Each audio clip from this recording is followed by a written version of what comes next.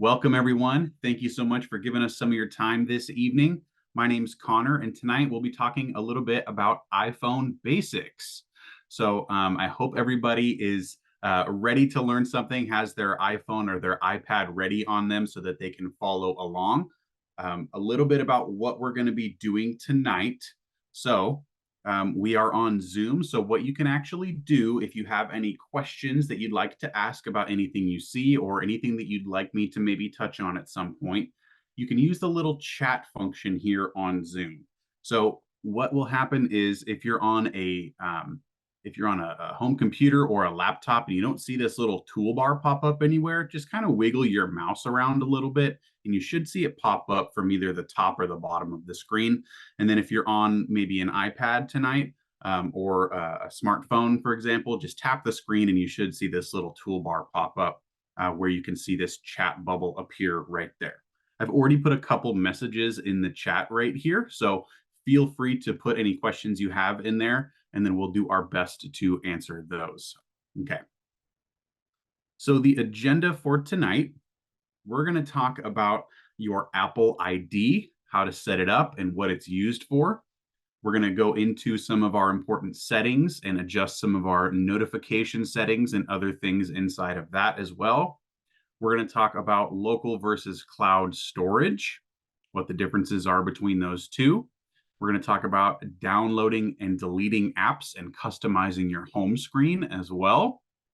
We'll talk about using and customizing the control center, a really nice little area for shortcuts. I really like using that function myself, so we'll dive into that. And then we're going to talk about some camera settings and then just some of my personal favorite shortcuts and tips. And then if we still have some time, we'll talk about a couple of new features that are new in iOS 17. That is the newest version of the software that runs the iPhone and the iPad. Okay, so what I'm going to do now is I'm actually going to share my screen from my iPhone so that we can do a live demo and I can show you everything that we're going to be talking about tonight so you can see it all happening. So first thing I want to talk about is getting into our settings and just looking at our Apple ID. So what we're going to do is navigate to our settings icon. It's this little gray gear right here, and yours might be in a different place on your phone than mine, but it's this gray cog that says settings right there. Okay. And once I'm in here at the very top, you can see my name and I've got my profile picture there. If I tap into that, that is my Apple ID area. So I can adjust a couple of different settings in here and look at a couple different things. And the reason I want to talk about your Apple ID is because you need to be signed into your Apple ID on your phone in order to download apps and make purchases and do other things like that. So if you're not signed in right here at the top of your settings, then it will prompt you to either sign in or create an Apple ID if you don't already have one. Then you're going to need an email address and a password as well for your account. So I would strongly recommend that you write these down and keep it somewhere safe. That way you have it if you ever need to remember it. Also, a little tip. If you ever forget your Apple ID password, which happens, we all forget passwords every now and then, you just go to iforgot.apple.com. And then that will help you follow the steps to reset your password. Just put in your email and then they'll send you a link to reset your password. I've had to do it before. Chances are you might have to do it at some point if you forget your password. So that URL is iforgot.apple.com. And my co-host, Amy, might be putting that in the chat here as well. So thank you so much, Amy. Okay. A couple other things here I want to point out real quick. So top left of my screen, you can kind of see where the time is in red. And that just means that I'm screen sharing right now. So right below that, you can see settings with a little arrow pointed to the left. That just means go back to the previous screen I was just on. Okay. So again, I get here by tapping the top of my screen, and I just want to point out a few things here that you can adjust. Number one is the subscriptions area right there. So this is where you can see any subscriptions and apps that you've purchased that have a recurring subscription right here. So as an example, you can see with my account, I actually subscribe to a couple of things. I play disc golf and I like to play Pokemon Go. So I have a couple of apps that I actually do pay for on an annual basis, and it shows me all of those things right there. In our morning class today in Canby, I actually showed the example of Apple TV Plus right here. I subscribed to Apple TV Plus for a little bit because there were a couple of TV shows that I wanted to watch. I watched them and then I didn't want to subscribe anymore. So I just clicked into here and I'm going to use this one as an example. And if I ever want to cancel my subscription, I can just choose to cancel that subscription right from this menu. So there's some apps that you can download that might have, say, a recurring subscription. So this is where you can manage that right here. One other thing I wanted to touch on in Apple ID that's kind of right in the middle of my screen in that green radar, that's the Find My feature. And I would definitely consider turning this on because it allows you to find any of your connected Apple devices in the event that they get lost or stolen. So, for example, I have Find My iPhone on right here. So this essentially is a function that uses the global GPS system where I can locate my phone if I ever lose it. I can actually go onto another computer. I can log into my iCloud account, which is the same email and password as your Apple ID. And then I can locate my phone or my Apple Watch or my AirPods if I ever were to lose them. So really nice feature that I would recommend turning on just in the unfortunate event that you happen to lose your phone. Okay, so that is the Find My feature right here. Again, it's the little green radar button. I mentioned that we were going to talk about your iPhone storage versus iCloud storage.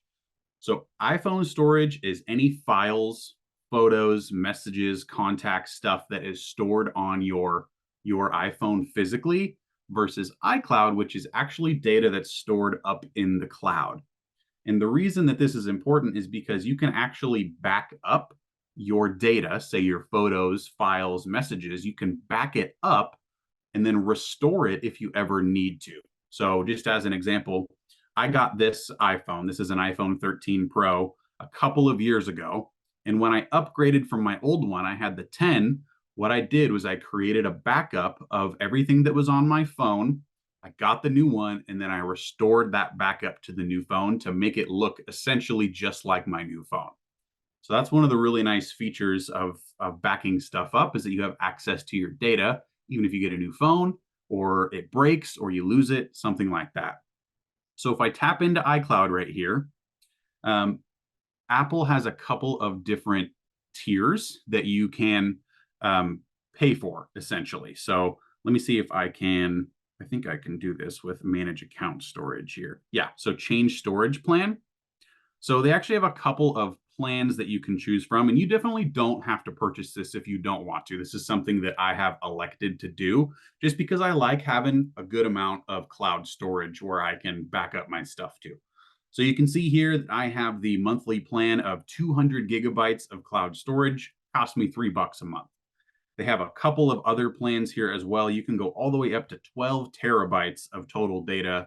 And then that is a cost of $60 a month right there. So if you find that you're filling up your phone a lot, maybe you have a lot of videos or pictures or different files on there, you can upgrade your storage right here to iCloud and then start storing data in the cloud. It gives you a little bit more storage than what's on your phone. Okay. Speaking of our storage on our phone, let's hop into our general settings and show you what that looks like. And again, I'm just pressing that back button to get all the way back to my settings. Okay. So I'm going to scroll down and I'm going to go to General right here. And then I'm going to click on About at the very top. So this just gives me some general information about my iPhone. You can see that I have the iPhone 13 Pro and I'm currently running iOS version 17.3.1, which is their newest version of the software that runs the phone. It tells me how many songs, videos, photos I have on my phone. Wow, I did not realize I have almost 12,500 photos on here. That's what happens over the years. And then you can see my capacity right there for my phone. I have the 256 gigabyte version. You might have a different one.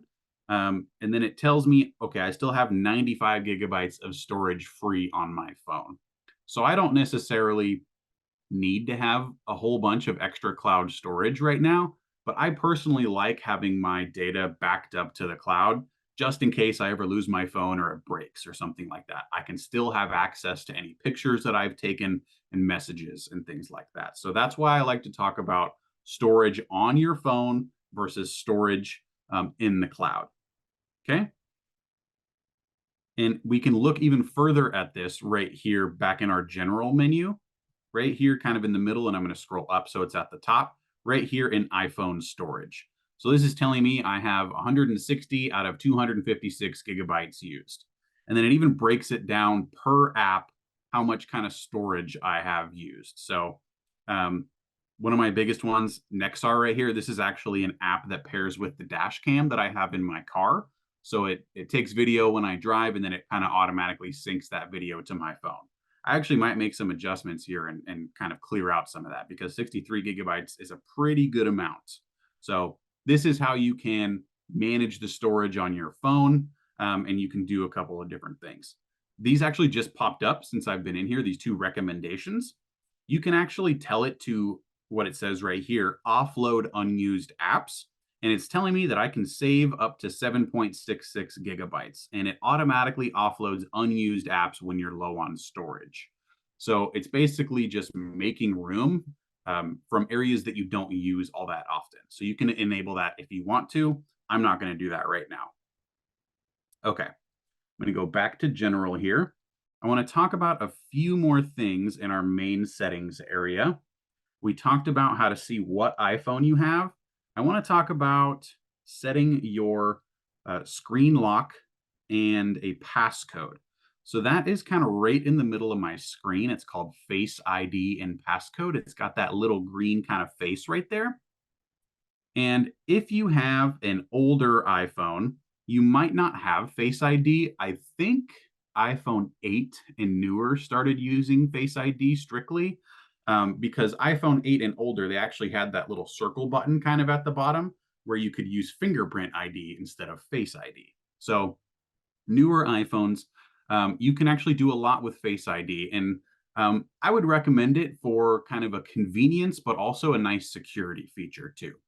So you can see the different settings that I can adjust right here. So I have it set up to where I can use Face ID to unlock my phone. So when my phone's locked and then I pick it up, instead of having to type in my passcode each time, all I got to do is point my phone at my face and then it recognizes me and it unlocks it. You can also use Face ID to unlock a variety of other apps as well. So just as an example, I have like online banking accounts on here. So I can choose to use Face ID to log me into my online banking accounts and even other accounts as well through my apps. So Face ID is a nice little security feature. If I scroll down, I have a couple of options right here, kind of in the middle. You can see that I can turn my passcode off or on if I didn't have it set up, and I can change my passcode right here. I would strongly recommend everybody to put a passcode on your phone. I know it can, I know it can be a little bit annoying to have to type that in, but that's where Face ID comes in to help you kind of get past that code and make it a little faster. Plus, it's really the strongest piece of security you can have for your phone. If it gets lost, or maybe you're traveling and the worst situation happens and you get pickpocketed or something like that, you don't want someone to have access to your messages. They can kind of get in there and see any personal information that you might have on your phone. So I would strongly recommend setting up a passcode for your phone and setting up Face ID. That way, nobody can get into your phone except for you. Okay? So that's Face ID and passcode. All right. I want to talk now about some display settings. And I'm actually glad we're getting into this because I should have started here in light mode this whole time. I apologize if folks have been having a little trouble seeing things because I naturally like to use dark mode on my phone. So right here, again, in display and brightness, you can choose what kind of mode you want to do, light or dark. So dark obviously makes it a black screen with white text, and then light mode does the opposite, a white screen with a black text. Really more of a preference thing. Studies have shown, though, that white lights and the blue light that lights up the back of our phone puts a little bit more stress on our eyes, especially as we're getting closer to going to bed. So darker colors and more of a yellow tone actually kind of help us put less strain on our eyes, and they can actually help us get to sleep faster and stay asleep longer. Um, but for the purposes of this class, I'm going to leave light mode on. So I apologize if anybody was having difficulties with my dark mode. Couple more things here you can adjust in display and brightness. One of them right here in the middle, text size. This is a really nice feature. You can actually just tell your phone to show text in bigger or smaller font automatically with this little slider down at the bottom. You should be able to see my text change as I slide that. So that's an easy little way to just make the text bigger on your phone. You can also turn this slider on right here to bold the text, and you can kind of see it makes my text just pop a little bit. It bolds it right there. One other thing here is you can turn on or off this function called night shift. And you can see that I have mine set up to turn on from 9 p.m. to 7 a.m. every day. So what this does is once 9 p.m. hits, it shifts the colors of your display to the warmer end of the color spectrum after dark. So basically right now my phone is on pretty bright and I've got blue light that is powering the backlight so that I can see it. There's a little toggle here at the bottom, and you won't be able to see it here on my screen share. But as I move it to the right to more warm, it actually makes the backlight more of kind of a yellow sort of color. And if I move it to a less warm, it makes my phone just a little bit brighter because that's that blue light that's coming in behind you. So again, this is a nice feature that I like to turn on, especially before bed. If you're going to be looking at your phone, having a more of a yellow, a warmer light from your phone is a little bit easier on your eyes, and it's been shown to help you get a better night's sleep. So this is just something that I have turned on. One other thing I would recommend you check out here is the auto lock function. Mine is currently set to 2 minutes. So what this means is if you just set your phone down and you don't touch it, you don't do anything, mine's going to lock after 2 minutes have passed. And you can see that you can set it from 30 seconds all the way up to 5 minutes, or you can tell it to never lock. I would personally recommend not using the never function because that means if your phone's unlocked and you set it down and you don't manually lock it, it will never lock. It will just stay unlocked on your screen. It's a nice it's a pretty necessary security function to have your phone automatically lock after a certain amount of time in activity. So you can choose how long you would like that to be here. And then right below that, there's a little function called raise to wake.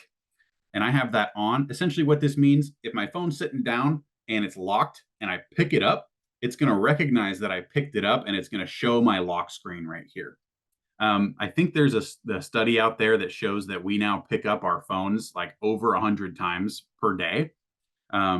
So this is just a little bit of an easier way to, when I pick it up and I've got Face ID turned on, it just automatically sees my face, unlocks, and I can get right into my phone. So makes that a little bit easier. Okay, those are our display preferences right there. I want to talk a little bit now about notifications that I can adjust. So right here near the top of my screen, it's the little kind of red bell icon there. So you can control what sorts of notifications your phone sends you for all of your different apps. Me personally, I don't really love getting a ton of notifications from my apps, so I have a lot of them turned off. But you can choose what sorts of notifications you get. So right at the top, you have a couple display options. I just have mine on list. So basically, as I get notifications, it will show them in an ascending list. So see, I get a text message and then I get a missed call or somebody comments on Facebook, for example. That's how it delivers my notifications. So what you can do is go into your individual apps here and tell it which ones you want to be able to send you notifications. And I actually have some in here that I need to change because there's some notifications I get that I just don't really need to be getting. I only want to get notifications from certain apps. So just as an example, if I were to go in here, let's do FaceTime, for example. So somebody FaceTimes me, they video call me. I have allow notifications on right there at the top. That means that if someone FaceTimes me, my phone will tell me essentially. And I've chosen for it to give me alerts on my lock screen. So if my phone is locked and I miss a FaceTime call or someone's calling me, it's going to show on my lock screen. Um, you can also choose a sound here. So if I go to sounds, you can choose the ringtone for that notification that you get as well. Lots of different things that you can adjust. So I would encourage you to go in here into notifications and play around with this because you can see I've got a lot of different apps on my phone. And again, I need to clean this up a little bit because sometimes I'll get like notifications from like Costco or Fred Meyer. We have this week's coupons, this week's deals, and I'm like, I don't need this notification. So I can turn that sort of stuff off. So this is where you can go in and customize what sorts of notifications your phone gets. One last thing here in settings I wanted to talk about was privacy and security settings. So right here, kind of in the middle of my screen, it's this little blue square with the kind of white handprint on it. There's a few things that you can adjust in here. Number one at the top is location services. So you can just straight up turn off location services. And then that just means that any of your apps on your phone, they're not going to be able to see your location. I personally wouldn't recommend turning this off because it really helps your phone kind of work better for some of your apps.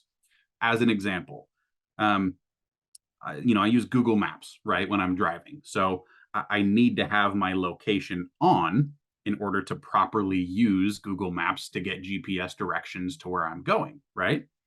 But when you go in here, you can actually choose how much access you want to give it. So, as an example here, I can tell it to only use my location while I'm using the app, or I can select always. So there's a couple different use cases scenario for that. So camera, for example, I have while using the app here, and some of them have different kind of default settings of what limits you can set. So I don't even have the option to turn on always for this.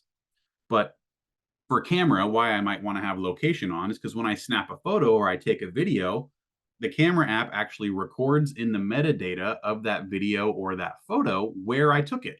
And then I can kind of go into my photos and then see on the map where I took all my photos and my videos, a feature that I really like. Um, so that's just one example right there. So again, individually per app, you can turn off or turn on and adjust the settings for how they can access your location. Okay. I'm going to go back. And then there is also a fairly new option on iPhone right below location services called tracking. So this is essentially what it says here is it allows apps to ask to track your activity across other companies' apps and websites. So when this is off, all new app tracking requests are automatically denied. So this is essentially how companies can deliver personalized ads to you based on how you use your phone and what sorts of things that you do on the internet, essentially. I have this off. So that essentially means that um, Facebook can't talk to Google Maps and see where I've been and then give me ads based on where I've been. That's just one example for how this could work. And this isn't necessarily a bad thing because if we're being totally honest, um, advertising is pretty prevalent in today's world, and some folks actually like the option of knowing, hey, if I'm going to see ads anyways, I might as well see some for stuff that I'm interested in, right? So that's just kind of your preference right here. But this is a new feature that Apple has added somewhat recently. I don't know exactly when, but you've likely seen this if you've been on any web page recently. You load up a new website, and in the top of the screen, it says, this site uses cookies. Do you want to accept these or reject them? That's essentially what this is on the iPhone right here, is just you're pre-rejecting that request, essentially. Okay. All right. So then in your privacy and security, you can go into different areas right here. So just as an example, you can say microphone, and then you can decide which apps have access to your microphone. So why would I want Instagram or Snapchat or Duolingo to have access to my microphone? Well, there's different functions in those apps where I might need to talk in order to use the app. So Duolingo is like a language learning app. And there's portions of it where you have to speak in order to say a sentence in the language that you're trying to learn, just as an example. If my microphone was off right here, I wouldn't be able to use that function to its fullest. So you still have the option to customize the permissions here however you would like. Okay. All right. Let's talk a little bit about downloading and deleting apps and customizing our home screen. So, real quick, whenever I want to, wherever I'm at from my phone, to get back to my home screen, I just swipe up from the bottom of my screen. So, again, I was here in my settings. It doesn't show my finger moving here on the screen, but I'm just doing a smooth motion, swiping upwards and removing my finger from the screen, taking me back to my home screen right here. Okay. If you have an older model iPhone with the button on it at the bottom, you just tap that button once and it takes you back to your home screen. Okay. So let's talk about organizing our home screen real quick. You can see that mine, I actually have a bunch of folders on here that I've labeled.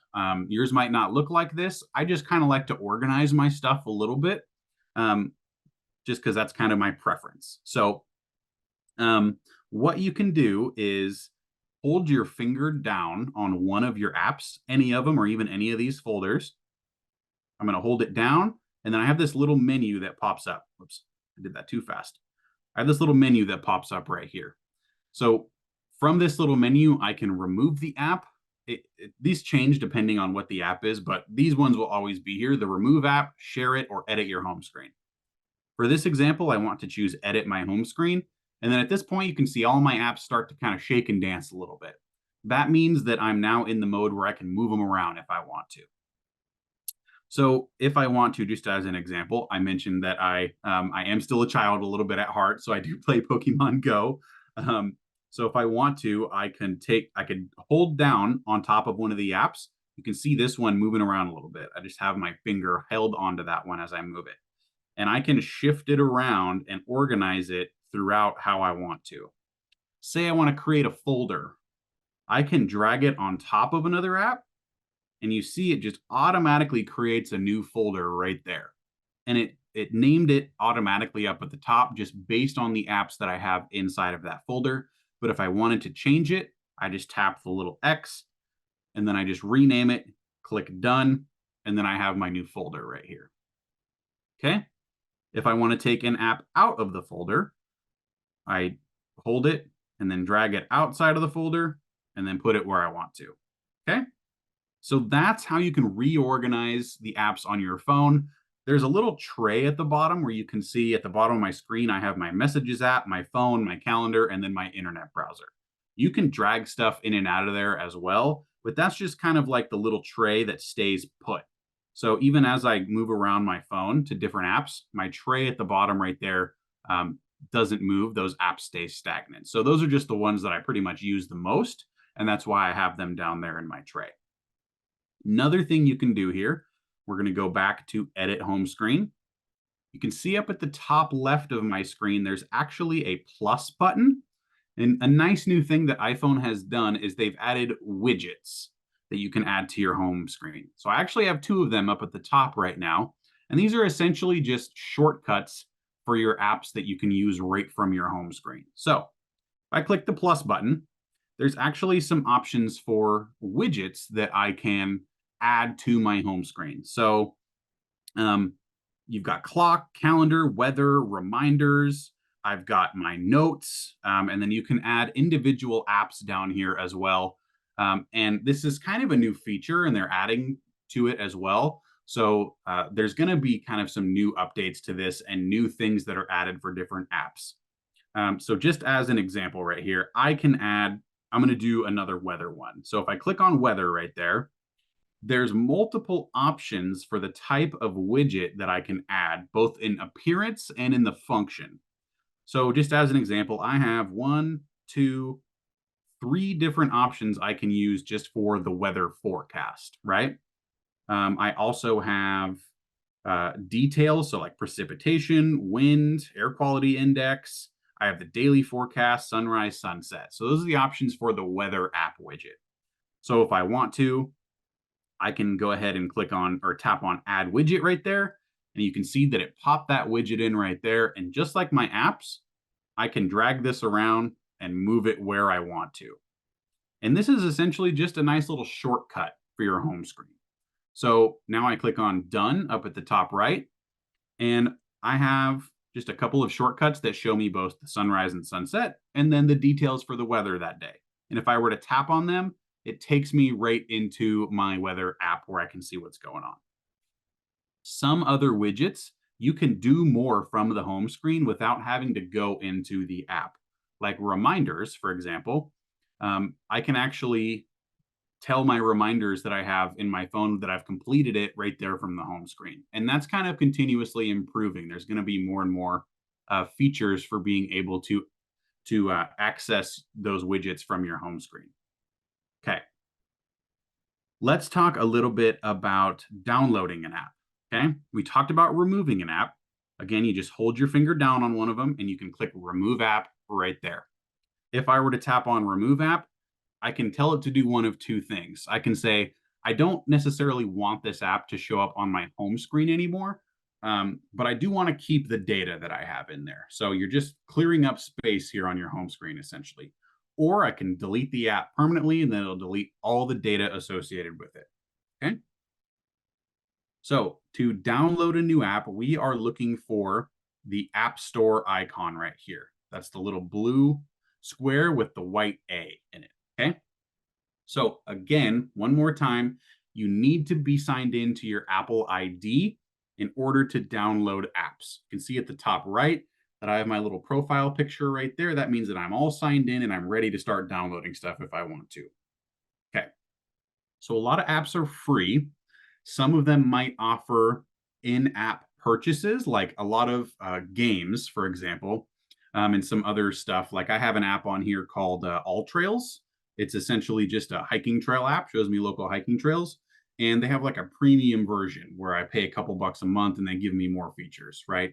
So the app itself might be free to download onto my phone, but there might be other stuff that you can purchase inside of the app, like a monthly subscription, or with like certain games, you can purchase like power-ups and like new outfits for your characters and things like that. So just be aware of that as well.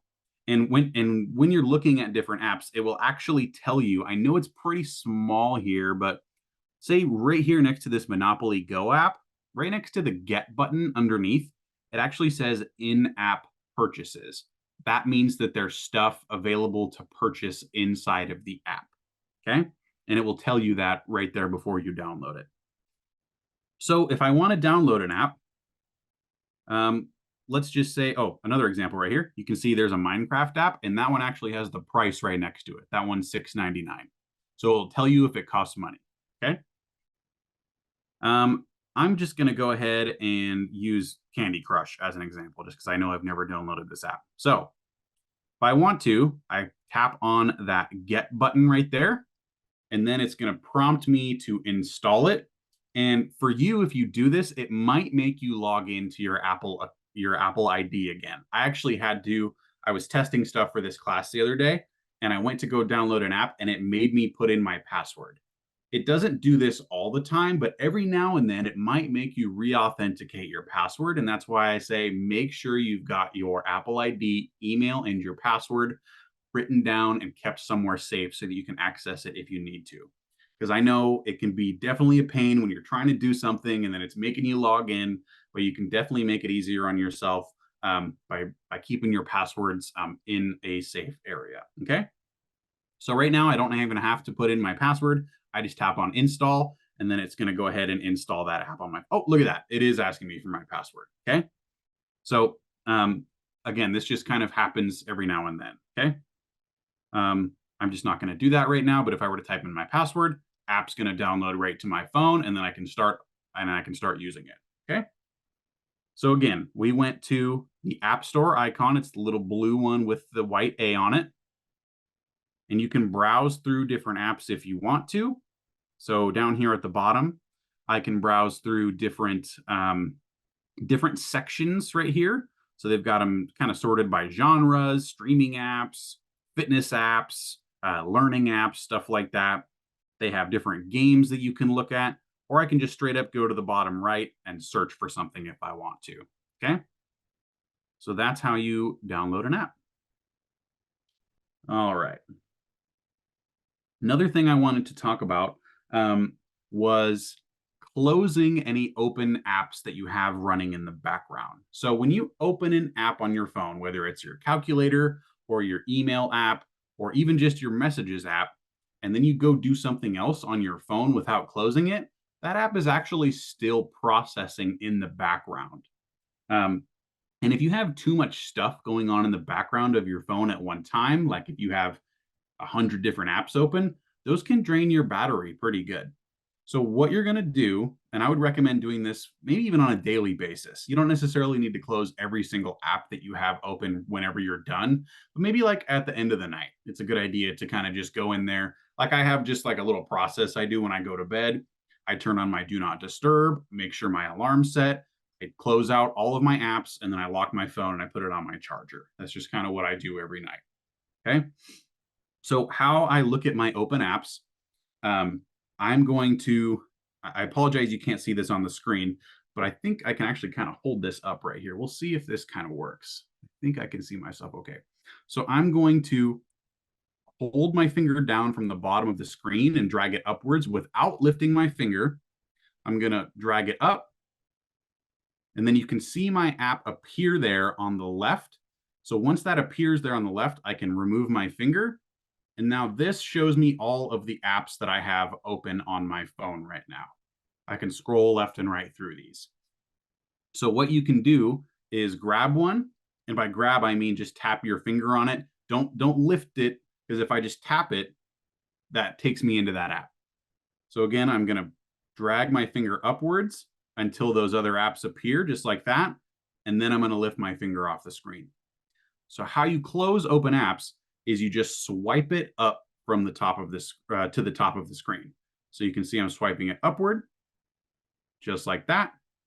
And that's how you close apps that are running in the background on your phone.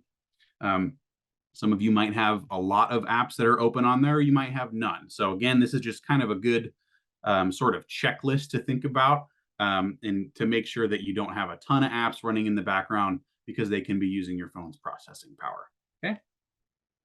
All right.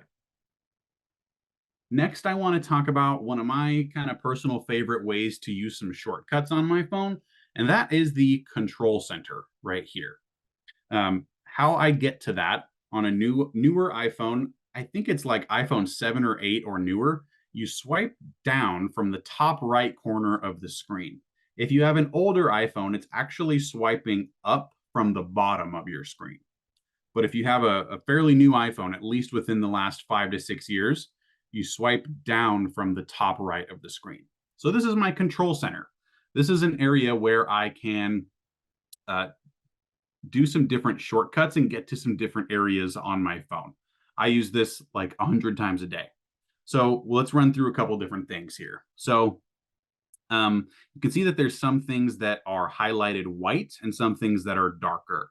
So right now, you can kind of see this little flashlight symbol right below my do not disturb.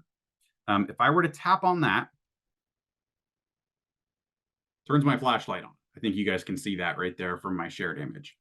And what I can actually do with this is I can hold my finger down on the flashlight, and I can actually change the brightness level of my flashlight. Nice little shortcut for doing that. And then if I want to turn it off, I just tap right on it until it's no longer highlighted. I've got other symbols down here. I have a calculator. I have my stopwatch. I have camera. So if I were to tap on my calculator, for example, that's just going to open right up into my calculator app. And one of the nice things about the control center is you can actually access it no matter where you are on your phone. If you're inside of another app, just drag down your finger from the top right and you can get to all your shortcuts. Okay. So going through the other different things right here in the top left of the screen, that's my connection settings. So on the top left, little airplane, that is airplane mode. I'm not going to turn that on because that would disconnect me from Wi-Fi and it would stop sharing my screen for this class. But Airplane mode turns off your cellular data, it turns off your Bluetooth, and it turns off your Wi-Fi. So they ask you to turn this on whenever you're on a plane ride, right? Because it disconnects your connectivity settings and doesn't interfere with the plane's instruments, right?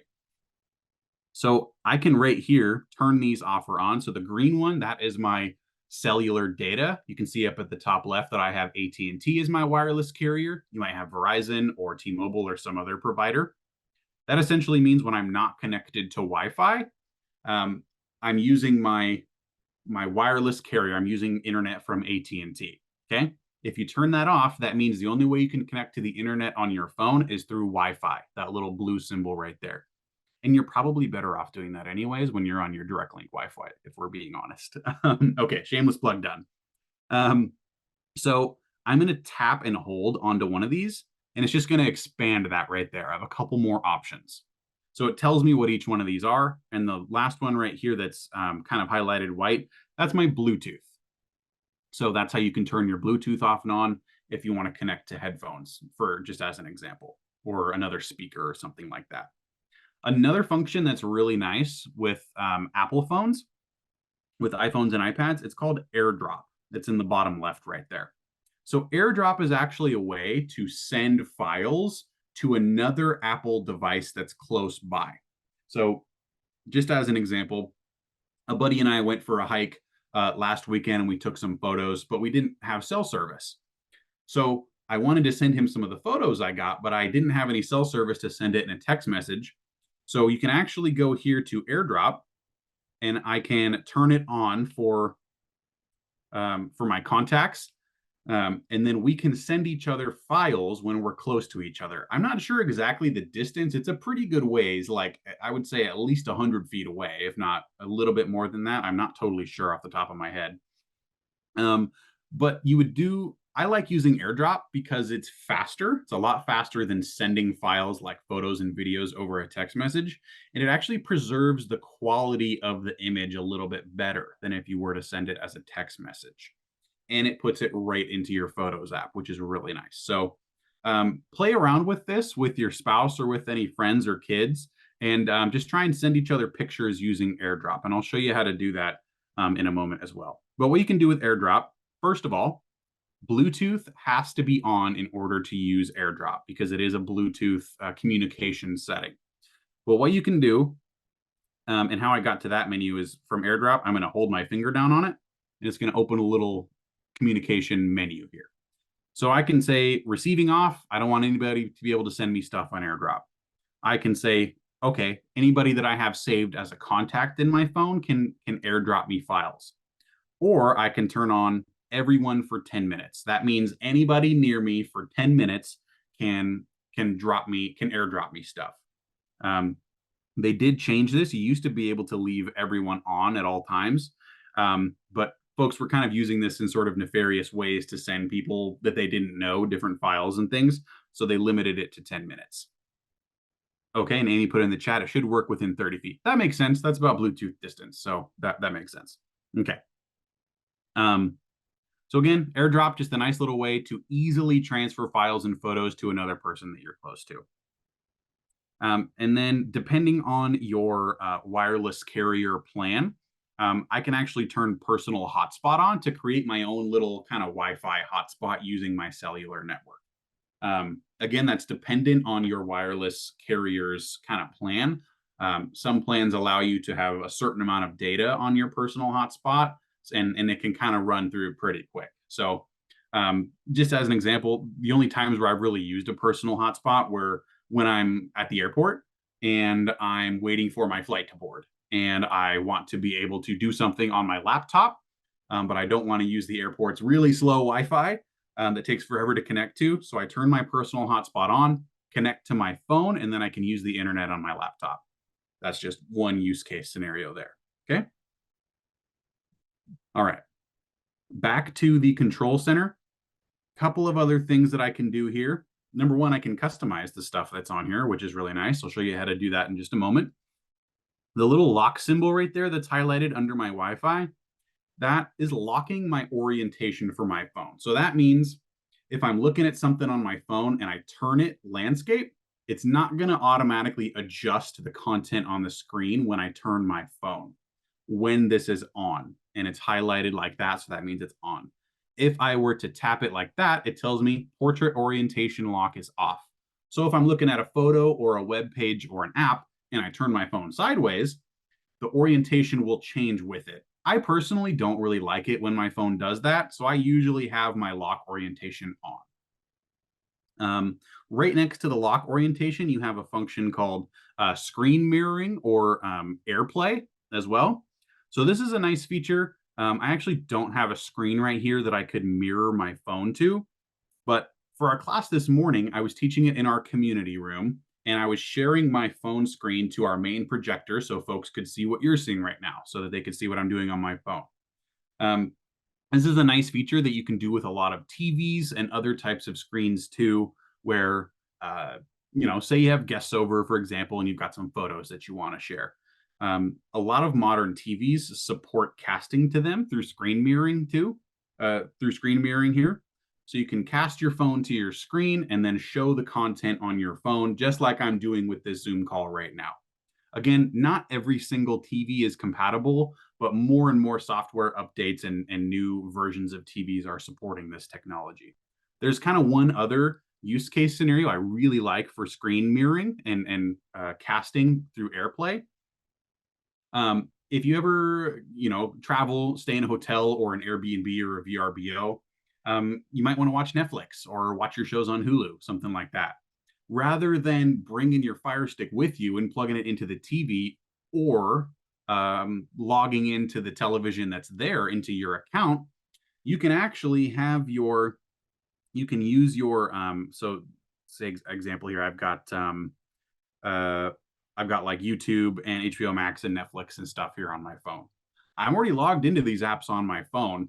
I can go into them, start watching a show, and then there's a little button in there that lets me cast that to a compatible TV that's on the same Wi-Fi network.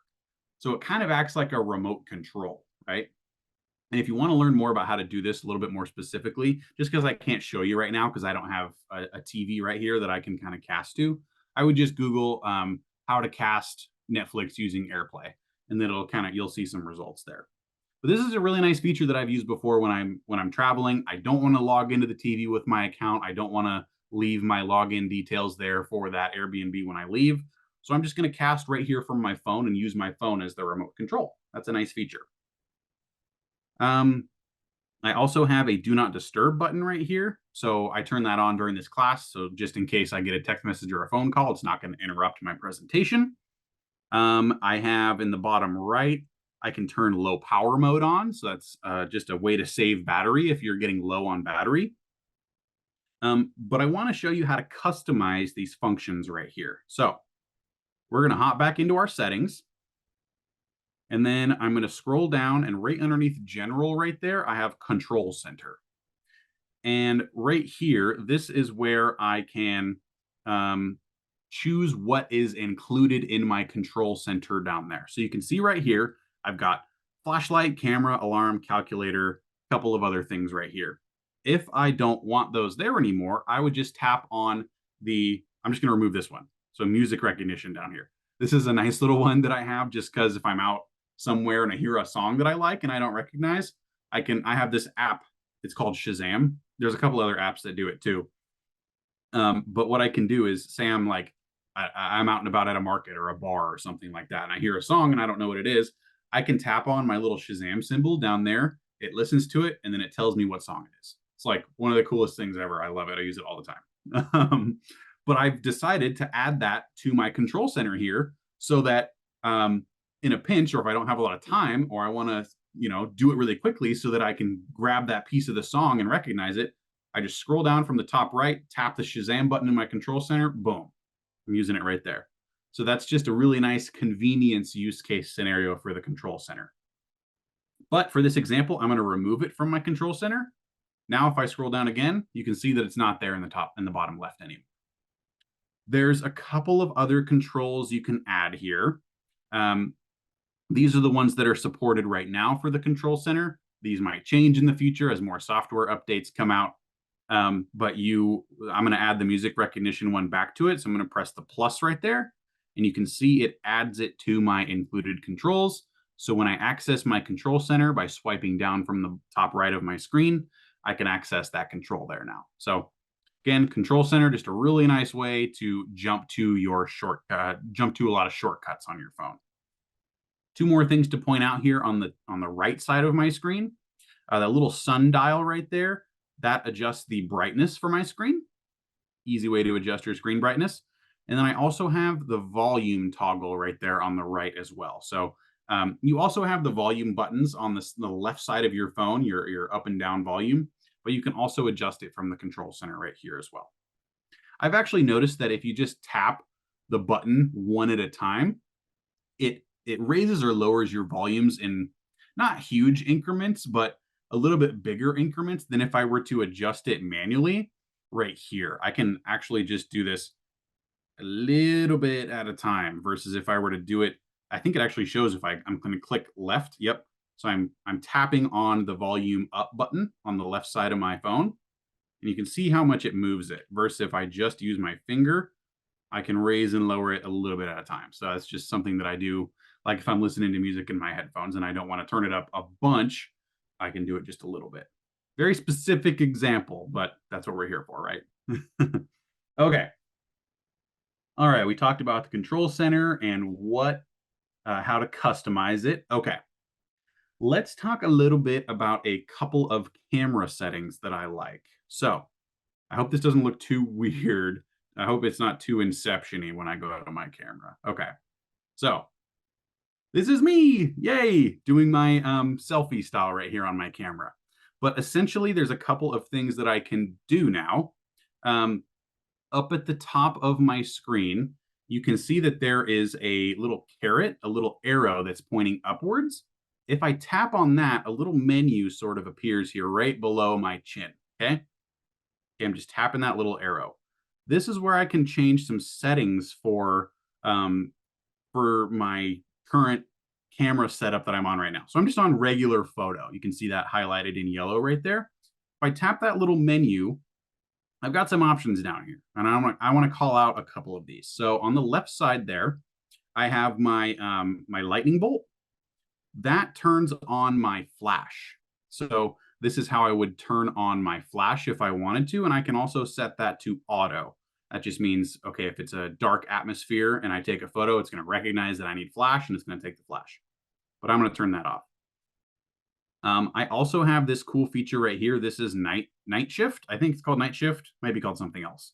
But this is a cool little feature to increase your exposure in a dark environment. So I've used this to take photos outside at night, at concerts, things like that. So right now you can see it says max 1 second. That means if I were to tap this, it's gonna take 1 second of exposure to let in a little bit more light into my lens. Now, if it was darker in here, this number would increase to say 3, 5, or 10 seconds. The longer the exposure is, the more light is let in through your lens, and it creates a more bright and vibrant picture. I've taken some really great pictures at nighttime using this function right here. Okay. Other settings that you can do, the 4:3 one right here, this is your aspect ratio. So I think it defaults to 4:3. I'm not totally sure which one it defaults to, but that essentially means that my aspect ratio is vertically.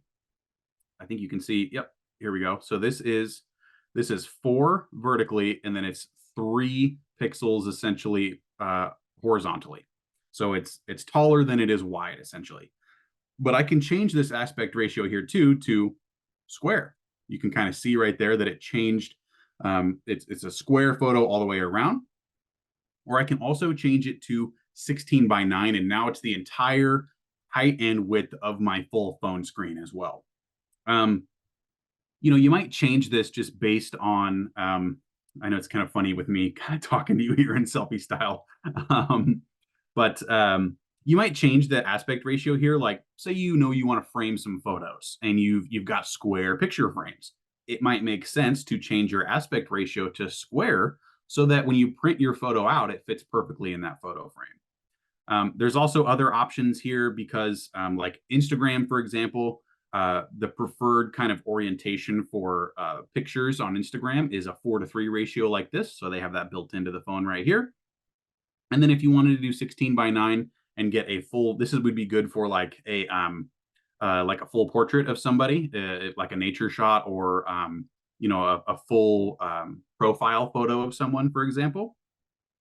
A couple of the things you can change right here. The little stopwatch, that's the timer. So let's say you're taking a group photo and you want to be in the photo, but you have to use your phone to take it. You can set a 3-second or a 10-second timer. And then when you tap on the main circle down here to take a photo, that timer is going to set. And whether it's 3 seconds or 10 seconds, it'll actually have a little your flashlight near your camera will flash, and then as it gets closer to the end of that timer, it'll flash quickly to let you know it's about to take a photo. So that's a nice little function too. And then on the right here, these little 3 rings that are overlapping, these are filters that you can actually add before you even take the photo. So you can probably see my background and my face kind of changing colors here. So now I'm black and white. So I can add a filter before I even take the photo, and I can take black and white pictures if I want to. One more thing is you can actually, this little button in the bottom right here, the little circles that are, or the arrows that are kind of circling each other. If I were to tap on that, and this is my keyboard right here because I'm at my desk, that's going to use my front facing camera. So I'm using my front facing my main camera. And if I tap it again, here's my front camera to take a selfie. So that's how you change which camera you're shooting from. Okay, a couple other things here. So in my camera, I can, right above the photo shoot button, the white button, you can see I'm on photo, but I can actually scroll through this. I can't take a video right now because I'm on a video call, but that's how I could take a video. I could take a slow-mo video. I could take a time-lapse video, which is pretty cool. I actually did this recently. I went to the beach during King Tide weekend, and I set my phone up on a little tripod, and I pointed it out the window of our rental house. And I took a 4-hour time-lapse video of the tides as they rose throughout the day. And what that did is it just took a long exposure of the scene over the course of that time. It was about 4 hours in this case. And then it gave me a cool 30-second video that showed that sped up video over the course of that time. It's a time lapse video and it showed the tides rising and the weather changing. So that was pretty cool. That's how you could use that. You can also do portrait mode, which actually it kind of creates a more focused view. This is really good if you're taking like pictures of people or pets. It focuses on the subject and kind of blurs out the background a little bit more. And then one of my personal favorites is you can actually take panoramic photos.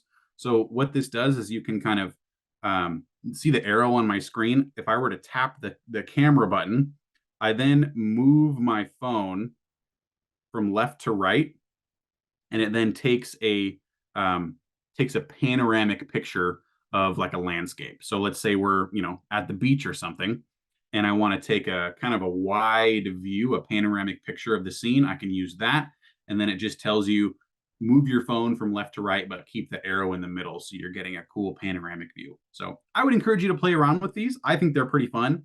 And I use different kinds, for when we go on hikes and go to the beach and stuff like that. I like having nice nature photos, so I like to play around with those.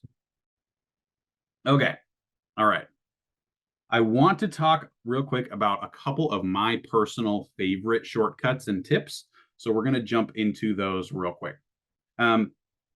So one thing you can actually do from the control center here, again, we're dragging down from the top right of our screen, is you can see that it's on for me right now. It's that blinking red light, but you can actually take a screen recording of everything that you were to do on your phone while that recording is going.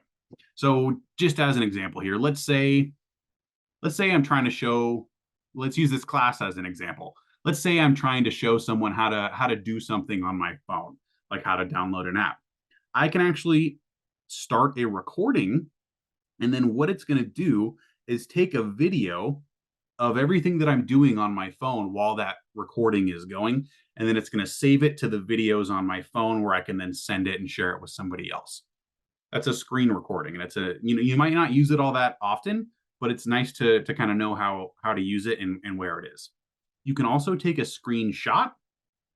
How you do that is you press the lock button on the right side of your phone and the volume up button on the left side at the same time. So you see right there, it took a screenshot of what was currently on my phone screen at that time. For this example, it's just my home screen because that's the screen that I was on. But the nice thing you can do here is you can mark up this photo right here. So uh, let's say, just as an example, maybe you've got seats to a sports game or something like that, and you want to show somebody where the seats are. You could like take a screenshot of the seating map, and then I could go here into one of the markers, for example. I could change the color, and then I could circle it. That's just one of a couple of things that you can do here from the markup. Up at the very top of the screen, I can press the back arrow button to undo what I just did. I can also crop this photo right here. So you can see I'm dragging down from the top or dragging up from the bottom, and I'm cropping the photo. See that? Or I can undo that. And then when I'm done, I just click done and it saves it to my photos. Or in this case, I don't need this screenshot, so I'm just going to tap the little trash can and it's going to delete it. So screenshots are nice. I use them fairly often. Like maybe I need to share something that I saw somewhere on an app or something like that, and I want to send it to somebody.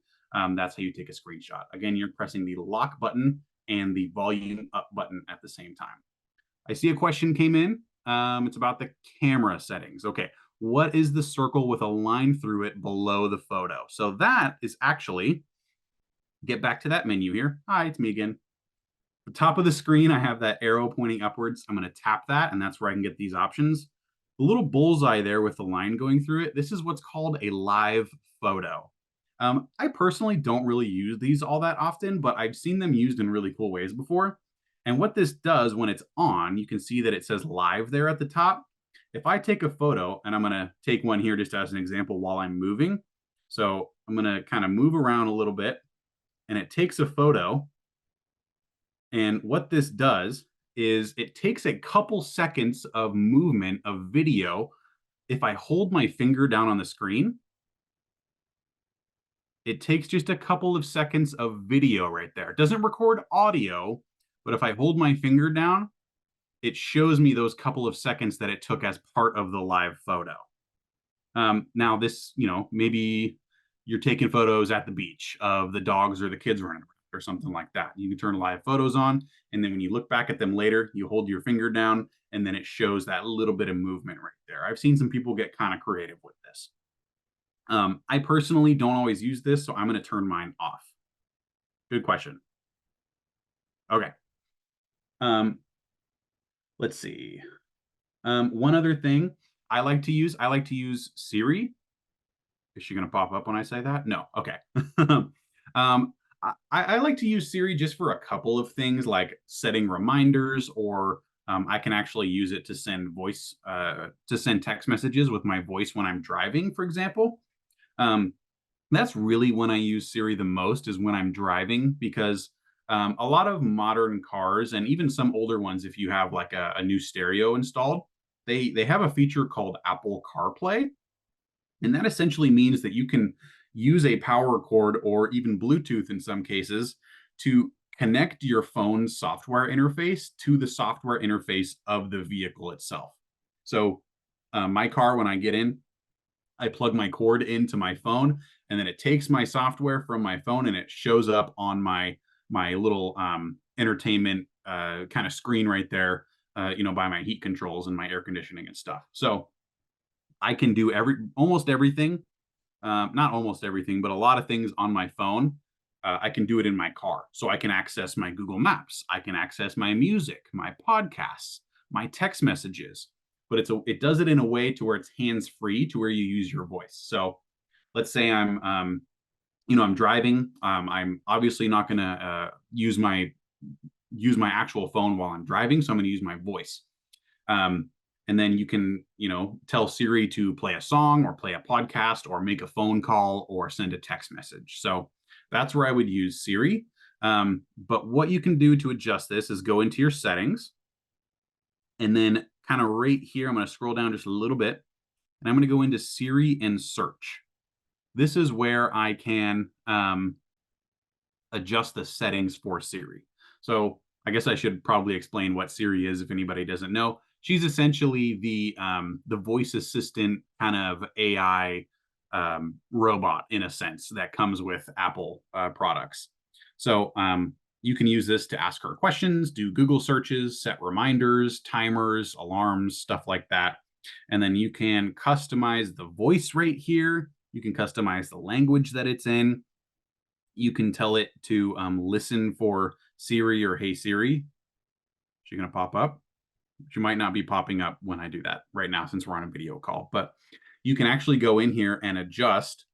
You don't have to press the side button on your phone to activate her. You can just use your voice.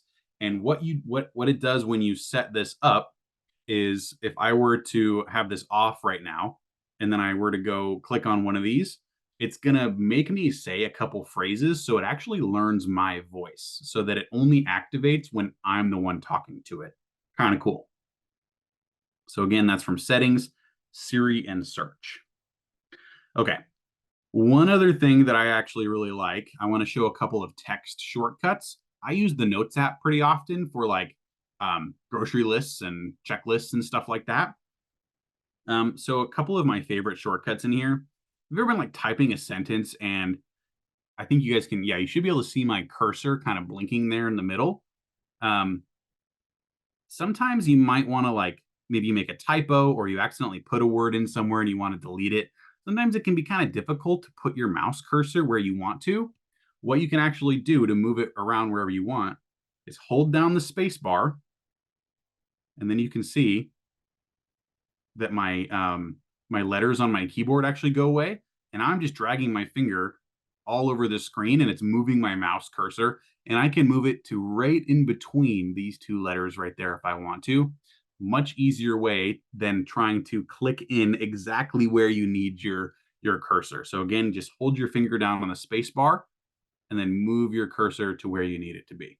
That's a nice shortcut that I like. All right. Another text shortcut that I like is you can actually undo stuff, which is basically Control Z on your computer. So let's just say I'm going to type this out again, just my little test sentence right here. Let's say I did that by mistake and I want to undo it. I can take 3 fingers and then all 3 at once on my screen, swipe over to the left. It's a little kind of gimmicky sometimes. Let's see if I can do it right here. Whoa, I made it angry, guys. Maybe it doesn't like that when I'm doing my video call, but I did this earlier while we were in class. Let me get back to my phone real quick. Live troubleshooting. Okay. I'm resharing my screen from my phone. That was very interesting. Well, theoretically, you can go into your notes and then it's kind of like it's a little easier, I think, to do it like 3 on this way and then swipe to the side. That's just how you would undo something. So maybe maybe I accidentally delete this entire sentence and then I can actually swipe to the left to undo it. Another thing you can do, I'm wondering if I'm going to make it angry by trying to do it again. There it is. So what I just did was I tapped my 3 fingers on my screen all at the same time. And then this little menu appears up at the top. You can see it right above DirectLink Community Class. And that's where I'm going to just go from the left here. I don't have anything that I can undo, but actually I will now. Here we go. So I tap my 3 fingers down, and now you can see on the left, I have a little back arrow. That's another way to undo something. And you see that it replaces, I deleted that word, and then I undo it, so it puts it back. And then on the right side, I have the right arrow, so I can redo what I just undid. So, you might not use this all that often, but it is kind of nice to know how to use this little function right here. Okay. Let's see. We talked about using the space bar, screenshots, using Siri. Okay. Um, is there any features? Are there any features or questions that anybody has that you'd like me to kind of go over? We're kind of nearing the end of our content here, so I want to make sure that we go over anything for questions that you guys might have. So go ahead and put any questions or comments that you might have in the chat right there, and we'll make sure to answer them. Okay. I hope this has been helpful. Even if you only learn a couple of things tonight, I think that's my job done. I hope this is helpful. I know there's a lot of stuff, and there's always new software updates coming out and new things going on. So I know it can get a little complicated, and I hope this was at least a little bit helpful. Okay. We'll come back to this if anybody has any questions, but I just want to go over a couple of features that are new in iOS 17. Okay. So I just ended my screen sharing there. Okay. One moment here. Thank you for your patience. Actually exited out of the Zoom app on my phone. So I'm going to get back in there just in case anybody has. I do see a question come in. So I'm just going to get back into the call from my phone so that I can share my screen again if I need to. Hang on. Almost there. Okay. Perfect.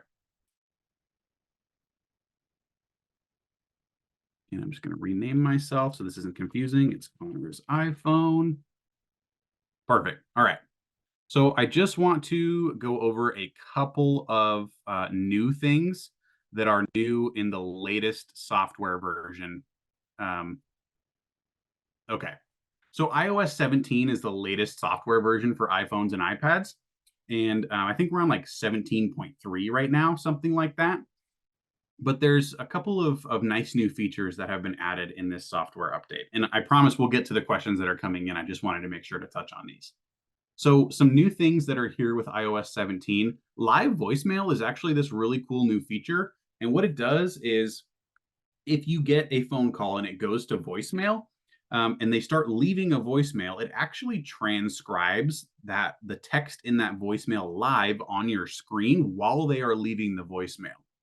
And I know me personally, unless I have that number saved in my phone or I know what the number is, I don't pick up the phone. And I'm sure a lot of other people are the same way because we all get tons of phone calls that we don't want to get, right? So for me, if it's important, they'll leave a voicemail and I'll call them back. This new feature is really nice because maybe it's somebody that you've been expecting a call from, like maybe a doctor or some other appointment or something like that, and you can see that voicemail being transcribed in real time. And if it's something that you want to make sure that you pick up that call, you can actually answer the call while they're leaving the voicemail. Nice new feature, I think.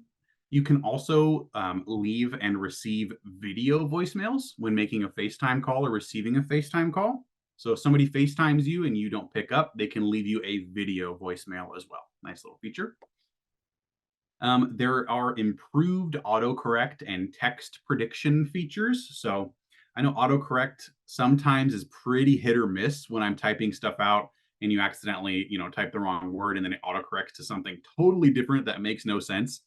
They've improved that interface a little bit with this new update. We talked already about interactive widgets.